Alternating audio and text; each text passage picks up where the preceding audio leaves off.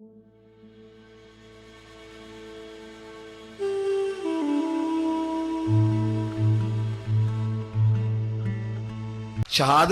ہمارے ہاں بیان ہوتی ہے اس انداز میں کہ لگتا ہے کہ کسی مظلوم بندے کو کسی نے پکڑا ہوا تھا تو وہ سارے اسے مار رہے تھے اور وہ منتیں کر رہا تھا کہ مجھے نہ مارو. اتنی ہائے ہائے کی جاتی ہے کہ محسوس ہوتا ہے کہ امام علی مقام بڑے پریشان تھے کہ کسی طریقے سے، اور ان کا خاندان بڑا تکلیف میں تھا کہ جلدی کہیں کربلا سے نکل جائیں. حالانکہ اس دھرتی پہ، اس کائنات پہ صبر، شجاعت، استقامت اور حوصلہ جس سے کائنات سیکھے گی وہ صرف امام حسین ہی ہے. اتنے بڑے صابر آدمی کے بارے میں اس طرح کا رویہ اختیار کرنا کہ وہ تو گویا اس طرح کر رہے تھے کہ بس کسی طریقے سے میری تو یہ امام حسین کی مظلومیت سنا کے لوگوں کو اس طرح کا کر دیا جاتا ہے. یہ انداز بتایا جاتا ہے کہ شاید واقعہ کربلا رونے دھونے کا نام ہے، حالانکہ بات یہ نہیں ہے. یزید کی لشکر جو امام حسین کے مقابلے میں آیا، امام حسین کے لشکر کی تعداد 72 تھی تو یزید نے 22,000. مجھے بتائیے 72 کا 22,000 سے کو مقابلہ ہوتا ہے؟ عمر بن سعد نے پھر عبید اللہ ابن زیاد کو لکھا کہ 22,000 بندے تھوڑے ہیں، کچھ بندے زیادہ بھیج. تو عمر بن سعد کو عبید اللہ ابن زیاد کہنے لگے کہ تو پاگل تو نہیں ہو گیا، 72 کے لشکر کا 22,000 بھیجا، اور کتنا بھیجوں؟ تو اس نے کہا تمہیں یہ نہیں پتا یہ لوگ کون ہیں؟ یہ مولا علی شیر خدا کی اولاد ہے. ان میں ایک ایک شخص ایسا ہے جو 1,000 کے مقابلے میں لڑنا جانتا ہے. تو یہاں کمزوری دکھائی جاتی ہے. ہمارے بچے سمجھنے لگے ہیں کہ یہ شاید کوئی ایسی داستان ہے، اور اس طرح کا ماحول ٹی وی پہ میں دیکھ رہا تھا، اس طرح کا ماحول بنایا جاتا ہے جیسے کوئی خوف ہے. یعنی واقعہ کربلا کوئی ایسا واقعہ جسے دیکھ کے خوف طاری ہو جائے، بچے راتوں کو ڈریں. وہ اکیلے درخت دکھائے جا رہے ہیں اور تیر دکھائے جا رہے ہیں. او یار، کیا قوم کی تربیت کر رہے ہیں؟ واقعہ کربلا حوصلے کا نام ہے، دلیری کا نام ہے. سنیں بات اصل میں کیا تھی، بڑے ٹھنڈے دماغ سے میری بات کو سمجھیے گا. حضرت مولا علی شیر خدا کے بعد مسلمانوں کے متفقہ امیر بنے تھے حضرت امیر معاویہ. انہیں امیر کس نے بنایا تھا؟ امام حسن نے. حضرت علی کے بڑے صاحبزادے حضرت امام حسن نے ان سے صلح کی، انہیں خلافت دی. اور صحیح بخاری میں نبی پاک نے فرمایا تھا میرا بیٹا حسن سردار ہے، جب مسلمانوں کی جماعتوں میں لہو بہ جائے گا تو حسن ان کی صلح کرا دے گا. وہ صلح امام حسن نے کرائی. جناب امیر معاویہ امیر بن گئے. حضرت امیر معاویہ رضی اللہ تعالیٰ عنہ بڑا پیار کرتے تھے نبی پاک سے، بڑا احترام کرتے تھے حضور کے خاندان کا. ان کی جو اجتہادی خطائیں ہیں وہ اپنی جگہ پہ موجود ہیں. چونکہ امام حسن نے ان سے صلح کر لی، لہذا ہم بھی ان کے بارے میں کوئی جملہ کہنے کے مجاز، ہماری مجبوری امام حسن ہے. اس لیے کہ جسے امام حسن صحیح کہے پھر امام حسن کے ماننے والے کو اسے غلط نہیں کہنا چاہیے. حضرت امیر معاویہ رضی اللہ تعالیٰ عنہ کا جب وصال ہوا تو حضرت امام حسن پہلے ہی ان سے وصال کر گئے، آپ کو زہر دے دیا گیا، آپ شہید ہو گئے. امام حسین موجود تھے تو یزید کے بارے میں لوگوں نے کہا جناب امیر معاویہ سے کہ یہ ٹھیک ہے، مناسب ہے اور بہادر ہے، دلیر ہے، وہ جو ہوتے ہیں نا خوش آمدی ٹولہ. تو حضرت امیر معاویہ کے گرد بھی کچھ ایسے لوگ تھے، انہوں نے آپ سے کہا کہ یزید کو نامزد کر دیں. تو آپ نے یزید کو بلایا، حوالہ مجھ سے دیکھ لیجئے گا. بلا کے فرمایا کہ 3 بندوں کے سامنے اپنی خلافت پیش کرنا، اگر وہ تجھے مان جائیں تو امیر بن جانا، نہ مانے تو چپ کر کے گھر بیٹھ جانا. وہ 3 بندے کون ہیں؟ جناب عبداللہ ابن عباس، حضرت عبداللہ بن زبیر اور امام حسین رضی اللہ تعالیٰ. یہ وصیت فرمائی جناب امیر معاویہ. حضرت امام حسین کی وہ شخصیت تھی کہ مشکات میں حدیث ہے، نبی پاک صلی اللہ تعالیٰ علیہ وسلم کی چچی جناب ام فضل صبح صبح گھبرائی حضور کی بارگاہ میں آئیں. عرض کی یا رسول اللہ صلی اللہ علیہ وسلم، آج میں نے عجیب خواب دیکھا ہے، میں ڈر گئی ہوں. حضور نے فرمایا چچی کیا دیکھا؟ عرض کی حضور میں نے دیکھا ہے کہ آپ کے وجود کا گوشت کا ایک ٹکڑا کٹ کے میری جھولی میں آ گیا ہے. حضور یہ کیا ہے؟ تو محبوب خواب سن کے مسکرائے، فرمایا چچی یہ پریشانی والا خواب نہیں، یہ تو خوشی والا خواب ہے. اللہ فاطمہ کو بیٹا عطا کرے گا اور وہ تیری گود میں کھیلا کرے گا. چونکہ وہ میرے وجود کا ٹکڑا ہوگا لہذا خواب تجھے یہ آئی ہے. تو امام حسین پیدا ہوئے، امام حسن کی عمر ابھی 11 مہینے تھی. تو نبی پاک نے امام حسین کو جناب ام فضل اپنی چچی کی گود میں دے دیا کہ فاطمہ کے لیے دونوں بچے سنبھالنا مشکل ہوگا. وہ خواب اس طرح پوری ہوئی. امام حسین سے حضور نے بڑا پیار کیا، بڑی محبت فرمائی نبی پاک سے. کچھ حدیثیں میں نے جمعے میں عرض کی تھیں. حضرت ابو ہریرہ رضی اللہ تعالیٰ عنہ کہتے ہیں یہ واحد بچہ تھا حضور کے گھرانے کا کہ میں نے دیکھا کہ نبی پاک صلی اللہ علیہ وسلم بیٹھے تھے تو یہ حضور سے کہہ رہے ہیں، نبی پاک سے، کہ نانا جی اٹھ کے کھڑے ہو. کہتے ہیں حضور کھڑے ہو گئے تو کہنے لگے میں نے آپ کے برابر جانا ہے. بچے جو مرضی ضد کر لیتے ہیں نا. قد چھوٹا تھا، عمر 7.5 سال تھی. کہنے لگے نانا میں نے برابر جانا ہے. تو نبی پاک صلی اللہ علیہ وسلم نے ہاتھ پکڑ لیے، فرمایا چل پھر ہو جا برابر. تو حضرت ابو ہریرہ کہتے ہیں انہوں نے، حضور نے ہاتھ پکڑے، اوپر کھینچا تو امام حسین نے پہلے اپنے پیر حضور کے گھٹنوں پہ رکھے، پھر نبی پاک کے سینے پہ رکھے، اور جب ان کا قد سر تھوڑا سا حضور سے اونچا ہو گیا تو محبوب فرمانے لگے چل بس کر، تو نے تو کہا تھا آپ کے برابر ہونا ہے، تو اوپر نکل گیا ہے، چل بس کر. فرماتے ہیں پھر امام حسین نے زبان باہر نکالی تو محبوب ان کی زبان چوسنے لگے، پھر ساتھ لٹا لیا اور انہیں سونگھنے لگے. تو میں نے عرض کی حضور آپ حسین کو سونگھتے کیوں ہیں؟ تو فرمایا ابو ہریرہ مجھے حسین کے وجود سے جنت کی خوشبو آتی ہے، مجھے حسین کے وجود سے جنت کی. ایک دن حضور گزر رہے تھے. اصل اس طرح تھا کہ یہ نبی پاک کا حجرہ تھا. جن لوگوں کو اللہ نے مدینے کی زیارت کرائی ہے وہ جان سکتے ہیں نبی پاک کا حجرہ تھا. تو حضور کے حجرے کی اس جانب، یعنی مسجد کی جو بالکل سیدھ ہے، اس کی بیک میں سیدہ فاطمہ رہتی تھی. تو حضور اکثر نہ نماز کے لیے جب نکلتے تو حضرت فاطمہ کے حجرے کے پاس سے ہو کر دوبارہ محراب میں جاتے. محبوب حجرے کے پاس سے گزرے تو امام حسین رو رہے تھے. تو حضرت فاطمہ نے کسی بات میں جھڑک دیا تو امام حسین رونے لگے. تو نبی پاک نماز کے لیے گئے تو واپس لوٹ آئے اور واپس تشریف لا کے کہا فاطمہ حسین کو کیا ہوا؟ عرض کی یا رسول اللہ تنگ کر رہے تھے میں نے ڈانٹ دیا ہے. کیا خوبصورت جملے ہیں حدیث پاک میں. سرکار نے فرمایا فاطمہ اس کو حسین کو نہ رونے نہ دیا کر، یہ جب روتا ہے نا تو میرے دل کو تکلیف ہوتی ہے. تو بی بی صاحبہ کہتی ہیں یہ حکم آیا نبی پاک کا میرے نام، پھر میں نے ڈانٹنا چھوڑ دیا. یہ ان کے فضائل تھے. کم ان کی تربیت خود نبی پاک نے فرمائی، خود ڈیوٹی. میں کسی منطق کا فلسفہ میں اب تو اللہ تعالیٰ معاف کرے، پہلے ہم لوگوں کو کہتے تھے فلانی مجلس میں نہ جانا فلانی، اب تو مصیبت بن گئی ہے، جانے کی ضرورت نہیں، ہر شے موبائل میں آ گئی. مجھے بھیجتے ہیں کہتے ہیں حضرت صاحب یہ ذرا سننا، یہ ذرا سننا. کل کراچی سے کچھ مہمان آ گئے تو اب بچوں نے وہ کلپ سنبھال کے یہ مولوی دیکھو کیا کہتا ہے. اب آیتیں پڑھی جا رہی ہیں قرآن پاک کی، اتنا ٹکڑا یہاں سے لیتے ہیں، اتنا ٹکڑا یہاں سے لیتے ہیں اور ملا کے پتہ نہیں کون سا مکسچر بنا رہے ہیں. کسی آیت کا ترجمہ نہیں، کوئی واضح حدیث نہیں. ایسے ہوا ہوگا پھر اس کو اس سے جوڑ لیں تو کیا بنتا ہے، اتنی جمع کر لیں. یہ کون سا دین ہے جو توڑ مروڑ کے بیان کر رہے ہیں؟ کون سا مذہب ہے؟ دین تو واضح کھلی کتاب ہے.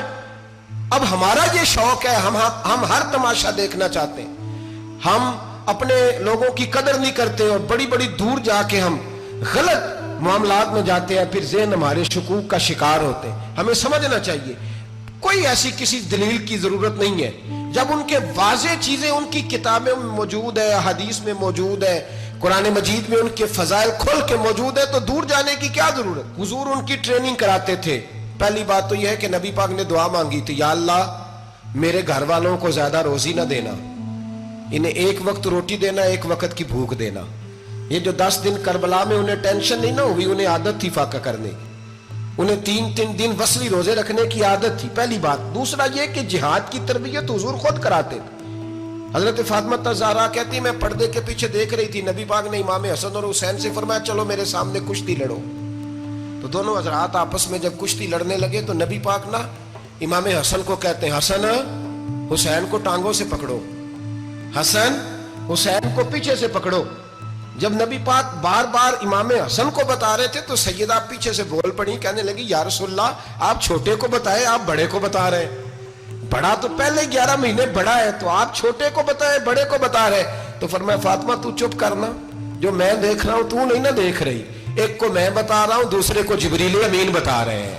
تو یہ حضور نے اپنے سامنے ان کی تربیت کی، ٹریننگ. ہوا یہ کہ یزید جب امیر بنا نا، 2-3 چیزیں ہوتی ہیں جب کسی بندے کو قابو کرنا ہوتا ہے، 2-3-4-5 چیزیں ایسی ہوتی ہیں جس سے بندہ قابو آتا ہے. تو اس نے بھی فوری طور پہ یزید نے دیکھا میرے لیے مسئلہ کیا بن سکتا ہے. ولید بن عتبہ اس وقت مدینے کا گورنر تھا. یزید نے اس کو خط لکھا کہ امیر عرب کا رواج آج بھی ہے کہ جب تک نئے خلیفہ کی بیعت نہیں ہو جاتی پرانے کے انتقال کی خبر ہی نہیں دیتے، اس کو رکھے رکھتے ہیں. یہ ان کا طریقہ ہے. وہ کہتے ہیں کہ ولی عہد اچھی طرح قبضہ کر لے پھر بتائیں گے. حضرت امیر معاویہ کا وصال ہو گیا، بتایا نہیں۔ یزید نے اب کیا کیا، چونکہ بڑا چلاک آدمی تھا، بڑا شاطر تھا، بڑا تیز تھا، اس نے ولید کو خط لکھا، کہنے لگا کہ فوری طور پہ عبداللہ ابن عباس کو بلاؤ اور اسے کہو میری بیعت کریں۔ یہ جو بیعت ہوتی تھی نا، یہ بھی سن لے کیا ہوتی تھی، یہ بیعت حلف ہوتا تھا کہ میں اللہ رسول کے نام پہ حلف دیتا ہوں کہ میں یزید کی اطاعت کروں گا، میں اس کے خلاف کوئی بغاوت نہیں کروں گا، کوئی یہ بیعت لوگ سمجھتے ہیں کہ بس ہاتھ پکڑنے کا نام بیعت تھا۔ اس بیعت کا متبادل جمہوری ملکوں کے اندر ووٹ آیا ہے، تو کہا بیعت کرے، حضرت عبداللہ ابن عباس کو بھی بلاؤ، عبداللہ بن زبیر کو بھی بلاؤ، امام حسین کو بھی بلاؤ۔ امام حسین آدھی رات کے وقت بیٹھے تھے مسجد نبوی میں، چونکہ پانچوں نمازوں کی آپ امامت کرتے۔ امام حسین نماز پڑھا کے عشاء کی بیٹھے تھے جناب عبداللہ بن زبیر۔ عبداللہ بن زبیر کون تھے؟ یہ نبی پاک صلی اللہ علیہ وسلم کی پھوپھی پوتے تھے اور جناب صدیق اکبر کے نواسے تھے، حضرت عبداللہ بن زبیر، اور جناب زبیر بن عوام عشرہ مبشرہ صحابی ہیں، ان کے بیٹے تھے، بہت زیرک آدمی تھے، یہ بھی امام حسین کے پاس بیٹھے تھے۔ عبداللہ ابن عباس بھی تھے جو حضور کے چچا کے بیٹے ہیں، اس امت کے پہلے مفسر ہیں قرآن پاک، یہ لوگ بیٹھے تھے۔ تو ولید نے ایک بندہ بھیجا، اس نے آ کے کہا جناب آپ کو گورنر صاحب نے بلایا ہے۔ تو عبداللہ بن زبیر کہنے لگے حسین اس وقت بلانے کی بات سمجھ میں نہیں آئی۔ تو امام حسین بڑے بصیرت والے تھے، اللہ نے بصیرت دی تھی، کہنے لگے عبداللہ آپ کو سمجھ نہیں آئی، مجھے سمجھ آ گئی ہے، امیر معاویہ وصال کر گئے، اور یہ ہمیں جو بلایا گیا ہے نا، یہ یزید کی بیعت کے لیے بلایا گیا ہے۔ تو کہا پھر آپ آدھی رات کو نہ جائیں، آپ کے لیے خطرہ ہوگا۔ تو امام حسین فرمانے لگے خطرہ حسین کو نہیں ہوتا، نہیں کہا پھر بھی آپ مہربانی کریں ذرا احتیاط سے جائیں۔ تو جناب عبداللہ ابن زبیر نے، عبداللہ ابن عباس نے 14 بندے نیزے دے کے، تلواریں دے کے امام حسین کے ساتھ بھیجے، اور کہا کہ امام حسین اگر اس نے کوئی غلط ملت بات کی نا، زبردستی بیعت کرنے کا کہا، تو آپ بس کوئی ایک بات اونچی آواز میں کر دینا، یہ سپاہی پیچھے آ جائیں گے۔ امام حسین ان 14 بندوں کو لے کے گورنر ہاؤس پہنچ گئے۔ جب آپ وہاں پہنچے، اس نے بتایا، اس نے کہا جی حضرت امیر معاویہ انتقال کر گئے اور آپ نے یزید کی بیعت کرنی ہے۔ تو امام حسین فرمانے لگے میں چھپ کے بیعت نہیں کروں گا، مجمع لگاؤ، جمعے والے دن اعلان کرو، جو طریقہ ہے حضرت ابو بکر صدیق کا، جو طریقہ ہے حضرت عمر فاروق کا، جو انداز حضرت عثمان غنی کا ہے، جو مولا علی کا ہے، سر عام اعلان کرو، اگر ساری دنیا یزید کی بیعت کرے گی تو میں بھی تیار ہوں۔ تم مجھ سے بیعت لے کے پھر لوگوں کو بتانا چاہتے ہو کہ حسین بیعت ہو کر رہے ہیں تو تم کیوں نہیں کر رہے؟ میں عام آدمی نہیں ہوں، لہذا چھپ کے بیعت نہیں کرتا۔ جب یہ بات کی نا تو ولید بڑا نرم دل تھا اور امام حسین کی شان کو جانتا تھا، وہ جانتا تھا یہ نبی پاک کا خاندان ہے۔ اس نے کہا جی مجھے تو حکم تھا، باقی آپ حضور کے نواسے ہیں، میں کر کچھ۔ وہاں ایک بڑا بدبخت شخص بیٹھا تھا، عبد الملک بن مروان، وہ ولید سے کہنے لگا کہ اگر حسین آج تمہارے ہاتھ سے نکل گئے تو تمہارے لیے بہت بڑا مسئلہ کھڑا ہو جائے، انہیں جانے نہ دینا، یا بیعت کراؤ یا ان سے کہو جنگ کے لیے تیار ہو۔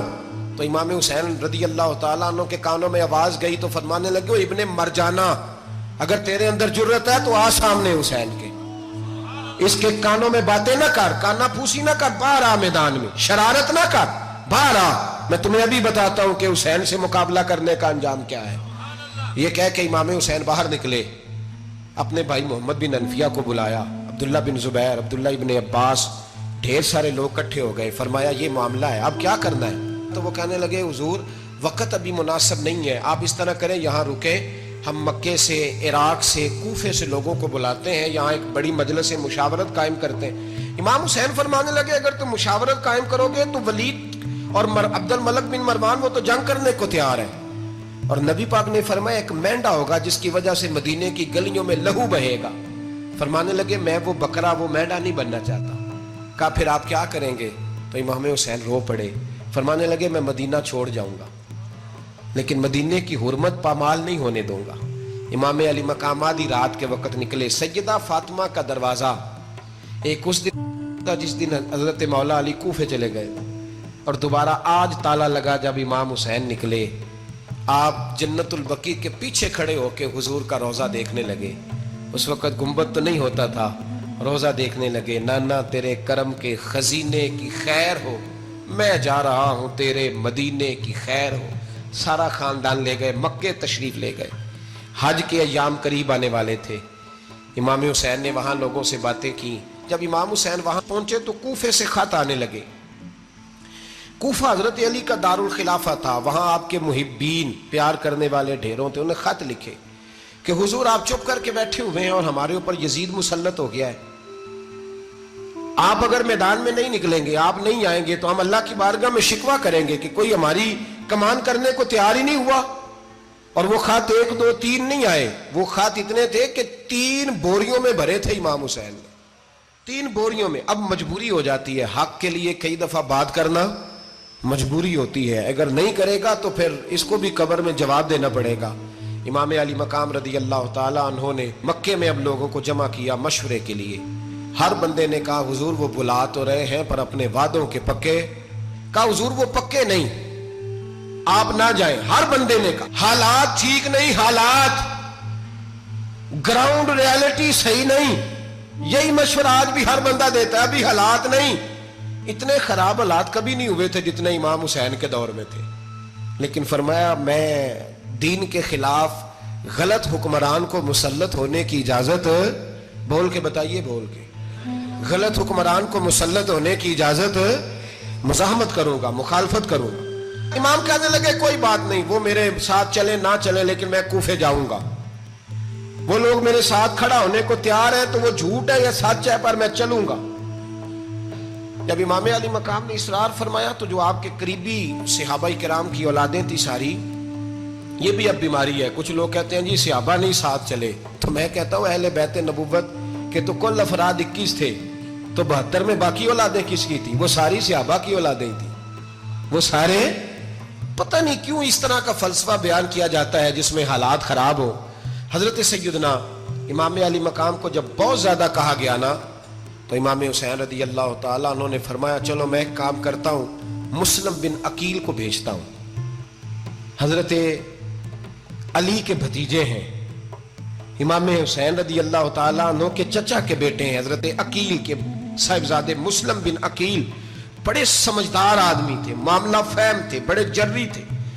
इतना जबरदस्त मशवरा कम लोग देते हैं जितना हजरत मुस्लिम बिन अकील देते थे। उनको भेजा गया कूफे। अब उसमें बड़ी तफसील है, वो अपने 2 बच्चे भी ले गए। जब वो कूफे पहुंचे ना, तो कूफे पर जनाब नौमान बिन बशीर की हुकूमत थी। आप गवर्नर थे और अहले बैत से बड़ी अकीदत रखने वाले, नरम रवैया। उबैदुल्लाह इब्ने ज़ियाद कूफे का गवर्नर नहीं था, ये किसी और इलाके का था।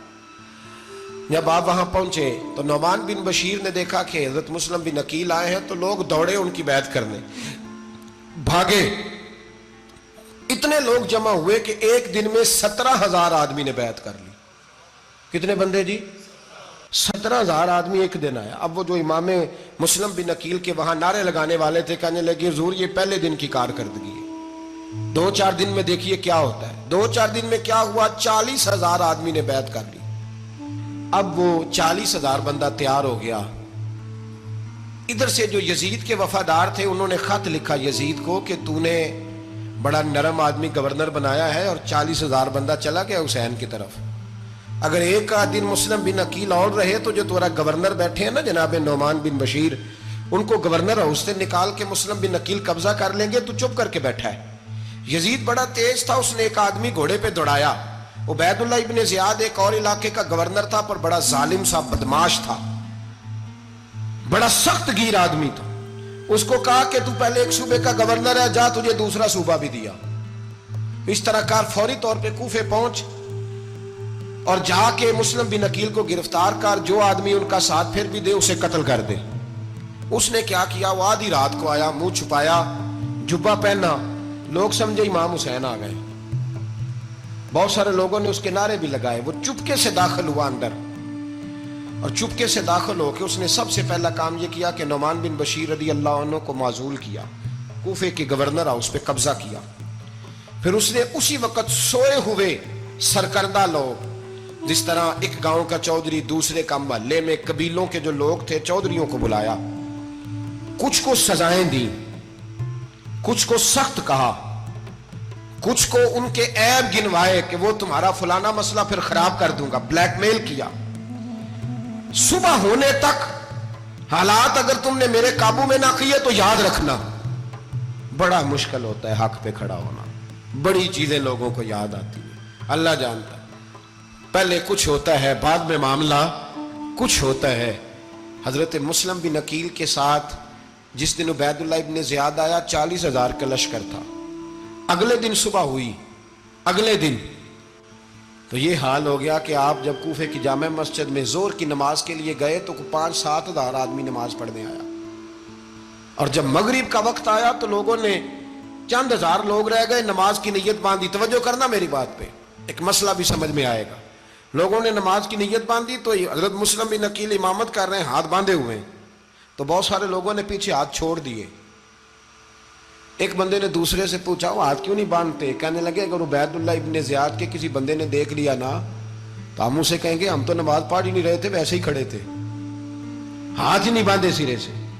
جب نماز کی امامت باندھی تو 10-11 صفیں تھیں. جب مسلم بن عقیل رضی اللہ تعالیٰ عنہ نے سلام پھیرا تو پیچھے بندہ ہی کوئی نہیں تھا. حضرت مسلم بن عقیل کو گرفتار کیا گیا. عرب کا رواج تھا دشمن کو سخت سزا دیں تاکہ باعث عبرت بنے. بہت اونچا مینار تھا کوفے کا، گورنر ہاؤس کا، اوپر لے جا کے جناب مسلم بن عقیل کو زمین پہ گرایا گیا.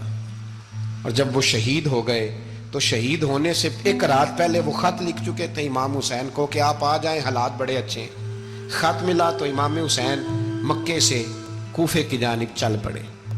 امام علی مقام رضی اللہ تعالیٰ عنہ جب چل پڑے تشریف لا رہے تھے تو رستے میں فرزق شاعر ملا، بڑا محب اہل بیت تھا. رستے میں ملاقات ہوئی، اللہ اکبر. حضرت مسلم بن عقیل جب گرایا شہید ہو گئے تو پھر اس نے اس طرح کیا کہ آپ کی لاش کو لٹکا دیا چوک میں. لوگ دیکھتے تھے تو عورتیں بچوں کہتی تھی تو نے باہر نہیں نکلنا، ہم نے نہیں امام حسین کے ساتھ چلنا، بس بڑا خوف ہے، کوئی بندہ نہ باہر نکلے، کوئی نہیں ضرورت ہمیں، حالات بہتر ہوگی تو دیکھی جائے. آج کتنے لوگ ہیں، کتنی دیگیں پکی، کتنی نیازیں بٹی، کیا کچھ ہوا. آپ ناراض نہ ہونا، میں آپ میں سے ہوں، آپ مجھ سے ہیں، یہ بات آپ کی نہیں میری سب کی ہے.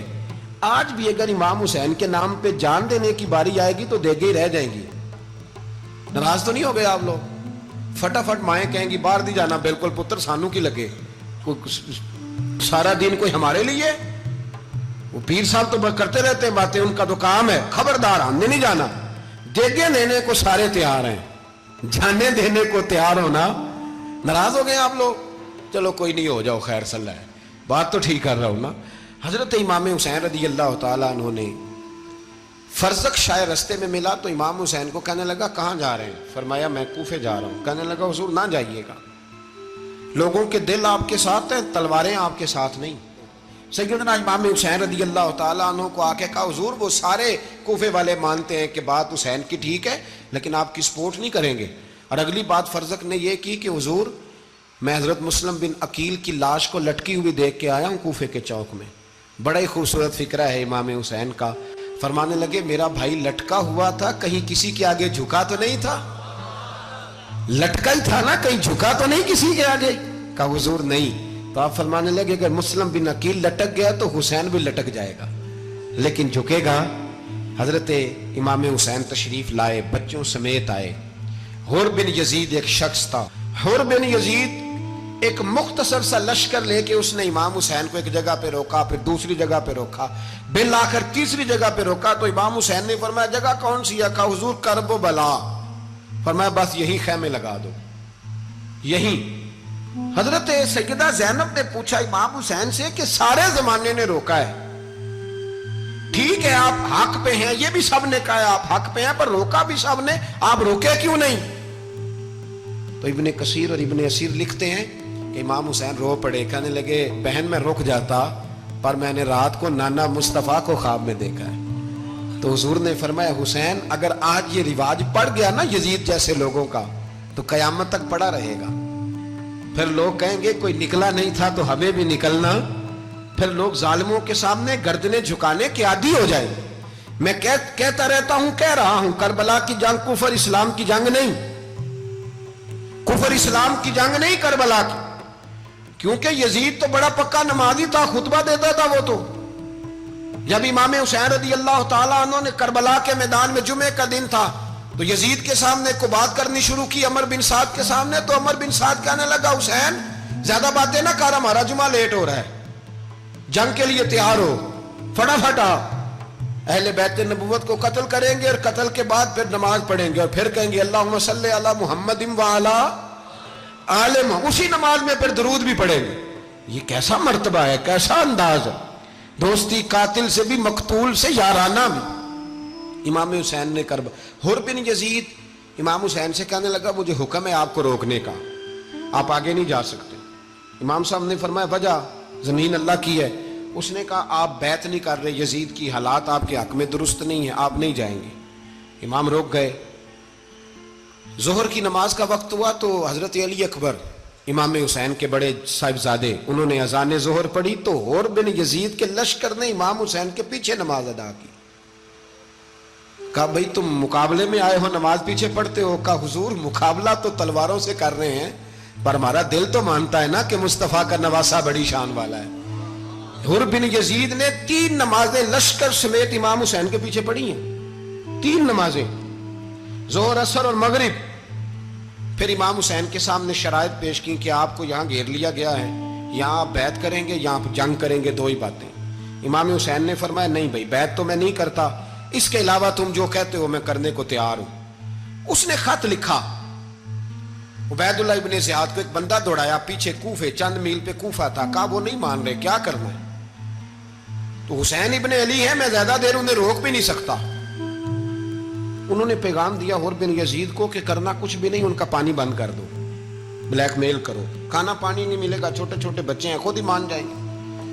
حضرت امام علی مقام کے بارے میں حر کے پاس جب یہ پیغام آیا تو حر کہنے لگا میری طبیعت نہیں مانتی حسین پر پانی بند کروں، دل نہیں مانتا۔ جب یہ لفظ کہے نا دوبارہ تو پھر عبید اللہ ابن زیاد نے عمر بن سعد کو 10,000 آدمی دے کے بھیجا۔ کہا حر بن یزید لچک دکھا رہا ہے حسین کے حق میں۔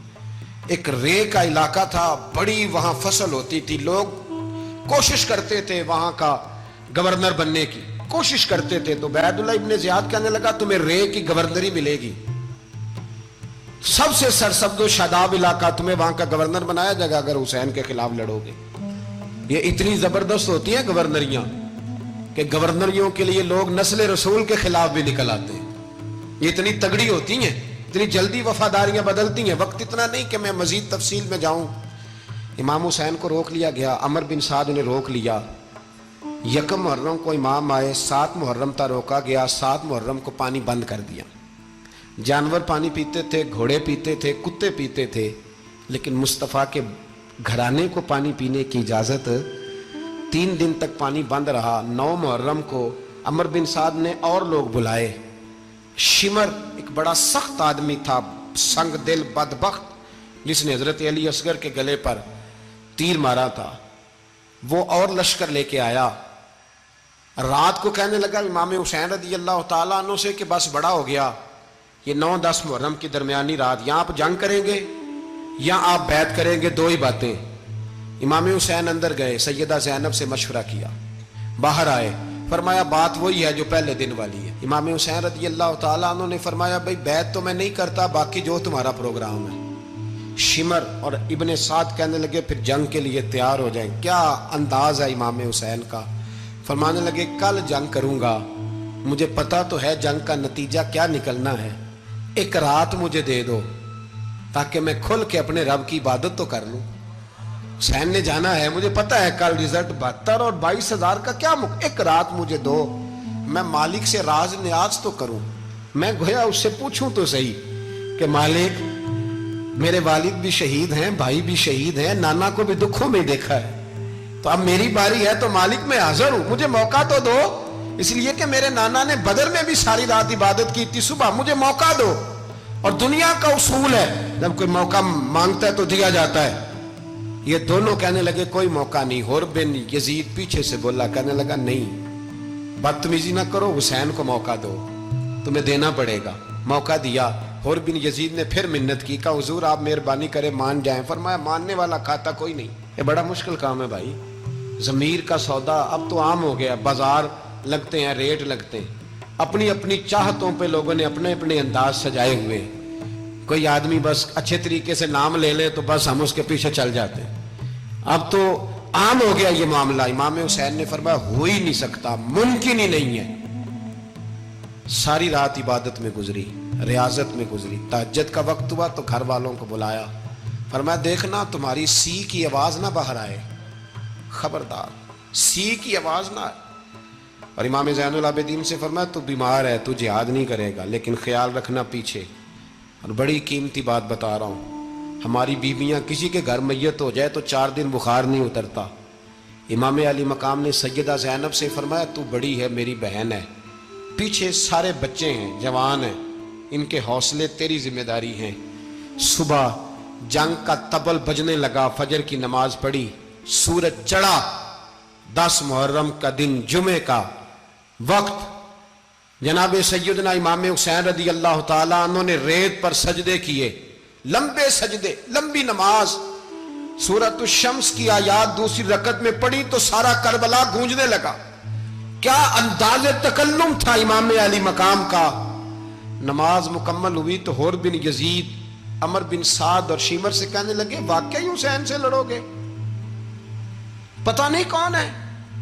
قُلْ لَا أَسْأَلُكُمْ عَلَيْهِ أَجْرًا، تم نے نہیں پڑھا، إِلَّا الْمَوَدَّةَ فِي الْقُرْبَى، تمہاری آنکھیں بند ہیں، الحسن والحسین سید الشباب اہل جنہ، تمہیں نہیں پتا؟ کہنے لگا چپ کر، حکومت نظر آ رہی ہے۔ اور بن یزید کہنے لگے پھر میرا بھی فیصلہ سنو، مجھے حکومت نہیں چاہیے، مجھے جنت چاہیے۔ حکومت نہیں چاہیے۔ امام حسین کی پہلی فتح دیکھیں، اور بن یزید ایڑی لگا کے نا یزید کے لشکر سے نکل کے امام حسین کے لشکر میں شامل ہو گیا، اور پہلا شخص جس نے امام حسین کو روکا، امام حسین کے نام پر پہلا سر بھی اسی شخص نے کٹایا ہے۔ لیکن یزید کی قبر پہ لعنت بھی کوئی نہیں برساتا، اس کا محل تھا بہت بڑا، لیکن جب لوگ کربلا میں امام حسین کو سلام کرنے جاتے ہیں تو قدموں میں حور بن یزید کا مزار بھی بنا ہوا، اس کو بھی سلامی دی جاتی ہے۔ اور اب ہم اکیلا حور بن یزید نہیں کہتے، ہم کہتے ہیں حور بن یزید رضی اللہ تعالیٰ۔ اب ہم اتنی تعظیم کرتے ہیں اس حور کی۔ جناب امام حسین کو میدان میں کھڑا کیا گیا، جہاد کا طبل بجا، پہلے خدام آئے، اور سن لو آج وہ پتہ نہیں بازاری سے لوگ چڑھ گئے ہیں سٹیجوں پہ، بازاری سے، نہ چہرے پہ داڑھی ہے، نہ سر پہ کوئی کپڑا ہے، بازاری لوگ ہیں، بھاگ رہے ہیں، بازو چڑھائے ہوئے ہیں، بٹن کھولے ہوئے ہیں، تماشا بنا دیا۔ سننے والوں کا بھی اللہ ہی حافظ ہے، وہ سٹیج پہ یہ اہل بیت کی شان بیان کرتا ہے، بھاگ کے ادھر جاتا ہے، یہ کوئی طریقہ ہے؟ سننے والوں کا بھی عجیب انداز ہے، ہر بندے کو سننے بیٹھ جاتے ہیں۔ دین مہذب ہے، تہذیب والا ہے، دلائل رکھتا ہے، دین وقار رکھتا ہے، ایسے لوگ اب دین بیان کریں گے؟ حضرت سیدنا امام حسین رضی اللہ تعالیٰ عنہ صبح جب جہاد کا وقت آیا، پتہ ہے کون کون تھے کربلا میں؟ امام حسین کے ساتھ امام حسین کے 4 بھائی تھے کربلا میں۔ کتنے؟ بول کے بتائیں۔ حضرت علی کے 4 بیٹے، عباس بن علی، جن کو حضرت عباس کہا جاتا ہے نا، علمدار، یہ حضرت علی کی دوسری زوجہ میں سے عباس بن علی بھی تھے، اور ابو بکر بن علی بھی تھے، عمر بن علی بھی تھے، عثمان بن، یہ حضرت علی کے بچوں کے نام ہیں۔ یہ آپ کے شہزادے امام حسین کے ساتھ شہید ہوئے، ان کا نام صرف اس لیے نہیں لیا جاتا کہ ان کا نام خلفائے ثلاثہ کے نام پہ، حضرت علی نے اپنے یاروں کے نام پہ رکھا ہے، تو تم نے کربلا کے میدان سے خارج کر دیا۔ یہ تینوں شہزادے حضرت جناب سیدنا امام حسین کے ساتھ تھے، یہ بھی شہید ہوئے۔ حضرت جناب زینب امام حسین کی سگی بہن ہے، ان کے 2 بچے تھے، اون و محمد۔ جب امام حسین میدان میں جانے لگے تو جناب زینب بچوں سے کہنے لگی نہ، پہلے بھائی نہیں جائے گا، پہلے بھانجے جائیں گے۔ 2 بچے شہید ہوئے۔ حضرت قاسم بن حسن امام حسن کے بیٹے تھے، وہ جب میدان میں جانے لگے تو امام حسین نے کہا نہیں بھائی تو نہیں جائے گا، تو میرے بھائی کی نشانی ہے، میں جاؤں گا۔ تو حضرت قاسم بن حسن نے ایک تعویذ کھول کے دیا کہ ابا جی میرے والد نے کہا تھا جب بڑی مشکل آ جائے تو تعویذ کھول کے دیکھنا، تو آج بڑی مشکل آئی ہے تو میں نے تعویذ کھولا ہے، تو یہ دیکھیں کیا لکھا ہے، یہ تو رکا ہے، تعویذ ہے ہی نہیں۔ جب کھول کے دیکھا تو اس پہ لکھا تھا قاسم اگر حسین پہ کوئی کڑا وقت آ جائے تو بیٹھ کے آگے آگے رہنا، اگر کڑا وقت میرے بھائی پہ کبھی آ جائے نا، دیکھنا اس کے آگے آگے چلنا، اسے حسن کی کمی نہ محسوس ہو، پائیاں جہاں ساکھ نہیں کوئی جے وچ خار نہ ہوئے۔ سیدنا امام حسین پہلی دفعہ کربلا میں اس وقت روئے جب یہ رکا، آپ نے دیکھا تو فرمایا ٹھیک ہے، اگر حسن کی یہ وصیت ہے تو میں نے زندگی میں اگر ان کی ہر بات مانی ہے اب بھی مانوں گا، تمہیں اجازت ہے۔ جناب قاسم بن حسن 16 سال کا جوان جب میدان میں نکلے تو ہائے ہائے پتہ نہیں کہاں سے آ گئی ہے، امام قاسم بن حسن جب میدان میں نکلے تو تبری سے لے کر علامہ ابو الاسناد صاحب سب کو پڑھ کے تو دیکھو، 3 دن کی پیاس ہے، شدید آزمائش ہے، دکھ ہے، تکلیفیں ہیں، پھر بھی پہلی دفعہ جب میدان میں گئے ہیں واپس آئے ہیں 19 لوگوں کو قتل کر کے واپس آئے۔ سناؤ قصہ خیبر کو تمامی اپنے بچوں کو، علی کی داستان سن کے دلوں سے ڈر نکلتا ہے، علی کی داستان سن کے دلوں سے، یہ جو بچے ڈر رہے ہیں نا، وہ چمگادڑ آ گئی، کاکروچ آ گیا، یہ خوف نکل جائے گا اگر حضرت قاسم بن حسن کی بات سنیں گے۔ درجنوں لوگ آپ نے قتل کیے۔ ایک دفعہ آئے، کہا چاچا یزید کا لشکر تو بڑا بزدل ہے، اگر چند قطرے پانی میرے حلق سے گزرے تو میں سارے کاٹ کے لے آؤں گا آپ کے پاس، چند قطرے۔ لیکن تھوڑی دیر گزری، عمر بن سعد کہنے لگا اکیلے اکیلے جاؤ گے تو علی کا پوتا ہے، یہ سب کو مار دے گا، کٹھے جاؤ۔ چاروں جانب سے تیر برسے، ایک تیر لگا آ کے گردن کے پیچھے، بس جناب سیدنا قاسم بن حسن گھوڑے سے نیچے گرے تو جناب زینب حوصلہ کر کے آنسو سمیٹ کے کہنے لگی میں دیکھ رہی ہوں پردے کے پیچھے سے حسین میرے بھائی کا بیٹا گر گیا ہے، جا اسے اٹھا کے لا۔ حضرت امام حسین ان کو اٹھا کے لائے تو امام حسین نے سینے سے لگایا ہوا تھا تو ان کے پیر، ان کا قد لگتا تھا امام حسین سے زیادہ ہے، اٹھا کے لایا، لٹا دیا گیا۔ امام حسین کے اپنے بڑے بیٹے میدان میں نکلنے کو، علی اکبر نام ہے، جب جن لوگوں نے حضور کو نہیں دیکھا تھا وہ جب کہتے نا ہم نے نبی پاک کا دیدار نہیں کیا تو بتاؤ کس طرح کے تھے، تو بتایا جاتا تھا کہ جناب علی اکبر کا دیدار کرو، ہم شبیہ مصطفیٰ۔ اور جب وہ گلیوں میں نکلتے تھے تو عورتیں چھتوں پہ چڑھ جاتی۔ جناب علی اکبر رضی اللہ تعالیٰ عنہ تلوار لے کے میدان میں نکلے، جوان بیٹے دینے بڑے مشکل۔ او یارو رٹا کیا ہے یہ تو بتاؤ، کہ ظالم آدمی حکمران ہے یار، یہ رٹا ہے، ایک ظالم کا رستہ روکنا ہے، اس رٹے کے لیے ہم شبیہ مصطفیٰ۔ جناب سیدنا امام علی اکبر میدان میں نکلے، بڑے لوگ مارے، بڑے، پھر ایک تیر ان کے بھی گلے میں لگا، اور جب وہ گرے نا زمین پہ تو حضرت امام حسین دوڑ کے آئے، دوڑ کے، اور جب تشریف لائے تو ان کے گلے سے تیر کھینچا تو ایک جملہ لکھا ہے صاحب تبری نے، اس نے حد کر دی، کہنے لگے تیر کھینچا تو امام حسین کی آنکھوں میں آنسو آئے، کہنے لگے کاش جناب ابراہیم آج میرے سامنے ہوتے تو میں انہیں کہتا کہ آپ نے تو بیٹا ذبح کرتے وقت آنکھوں پہ پٹی باندھی تھی، دیکھو میں کھلی آنکھوں سے بچے ذبح کر رہا ہوں، کھلی آنکھوں، کاش جناب ابراہیم خلیل ہوتے تو انہیں کہتا۔ جناب علی اکبر بھی شہید ہوئے۔ حضرت علی اصغر کو تو اچانک اٹھایا تھا امام حسین، باہر نکلے تو گردن پہ تیر لگا تو 6 مہینے کا بچہ وہ بھی شہید ہوا، خون اچھالا آسمان کی طرف تو کہا مولا دیکھ لے میں نے 6 مہینے والا بھی نہیں بچایا، وہ بھی دے دیا ہے۔ پھر حضرت عباس کو بیٹیوں نے کہا کہ اب نہ، کچھ کہتے ہیں پہلے شہید ہوئے، کچھ نے لکھا بعد میں، کہ اب ہم سے پانی کے بغیر نہیں رہا جاتا، تو جناب عباس پانی کا مشکیزہ لے کے نکلے باہر، ایک ہاتھ کٹا، دوسرے پہ مشکیزہ وہ بھی کٹا، پھر پانی تو بھر لیا تھا لا نہ سکے، پھر گردن کٹی تو شہید ہوئے۔ بچوں کی بھی شہادت ہوئی، پر جب ان کا لاشا اٹھایا تو امام حسین کہنے لگے مولا اب نہ حسین کی کمر کمزور ہو گئی ہے، اب کمزور ہو، اور بھائی ایک میت ہو جائے تو 4-5 دن تو پوری آنکھیں نہیں کھلتی، کیسا جری خاندان ہے۔ تھوڑی دیر گزری تو امام علی مقام نے پٹکا باندھا، سر پہ دستار باندھی، مولا علی کی تلوار پکڑی، نبی پاک کا امامہ باندھا اور گھوڑے پہ سوار ہوئے تو کہنے لگے زینب گھر تیرے حوالے اور میں اللہ کے حوالے، گھر تیرے حوالے اور میں، اور پھر امام حسین نکلے، امام علی مقام نکلے۔ راوی کہتے ہیں کہ یہ جلوہ پہلے بھی بڑے سونے تھے پر آج جو رنگ دیکھا وہ کبھی نہیں دیکھا، کیا انداز تھا، جدھر جاتے نعرہ لگاتے تو حد ہو جاتے، اتنے لوگ امام حسین نے کاٹے، اتنے کاٹے، پھر واپس پلٹ کے آئے اور کہنے لگے زینب ذرا پردے کے پیچھے سے دیکھ تو صحیح میری بہن، ان بزدلوں کو جرت ہی نہیں ہو رہی حسین کے مقابلے میں آنے، ایک دوسرے کو دھکا دیتے، تو جا تو جا، پھر اکٹھے وار ہوئے۔ یہ کون ہے کٹا ہوا، لباس ہے پھٹا ہوا، یہ بال یقین حسین ہے، نبی کا نور عین ہے۔ پھر چاروں جانب سے تیر برسے تو امام علی مقام چونکہ نماز کا وقت ہو گیا تھا، اترے گھوڑے سے، خون بہ رہا تھا، گرم ترین ریت سے تیمم کیا، سر سجدے میں رکھا، اور جب شیمر آپ کی گردن کاٹنے لگا تو کہنے لگے ٹھہر جا ذرا رب سے ایک بات کر لینے دے. اور پھر بولے امام حسین، کہنے لگے مالک تو اب بتا کہ حسین سے راضی ہے کہ ناراض ہے، تو بتا. تو پھر ایک آواز آئی، یا ایتھا النفس مطمئنہ ارجعی الی ربک راضیۃ مرضیہ. فرمایا نفس مطمئنہ واپس آ جا، تو اللہ سے راضی ہے، اللہ تجھ سے راضی. امام حسین وہاں شہید ہو گئے.